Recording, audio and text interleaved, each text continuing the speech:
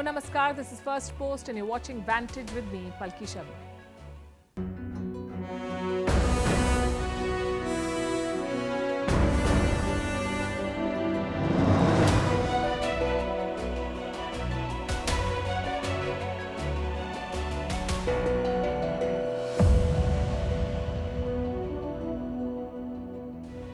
It's an action-packed Tuesday. We are starting with the story of drones. They're everywhere in the war in Ukraine. Russia has a new weapon in its arsenal. It's called the boomerang drone.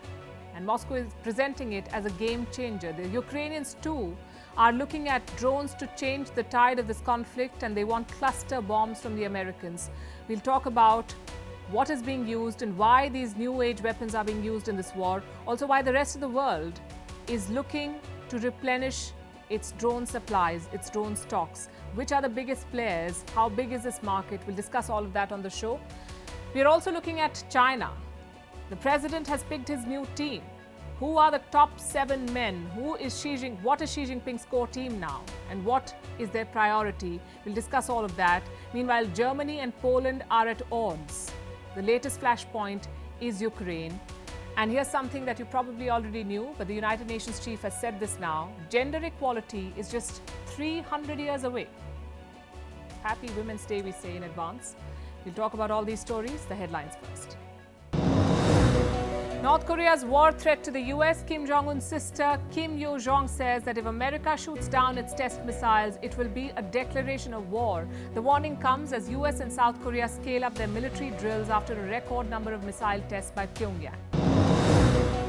Israeli warplanes struck the Aleppo airport before dawn. This is a claim by the Syrian Defense Ministry. The attack reportedly caused major damage to the airport and halted flights to and from Syria's second largest city.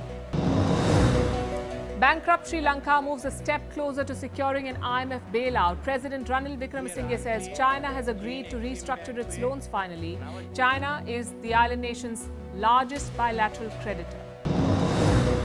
U.S. Defense Secretary Lloyd Austin is in Iraq on an unannounced visit. The trip comes just 2 weeks before the 20th anniversary of the U.S.-led invasion that toppled Saddam Hussein.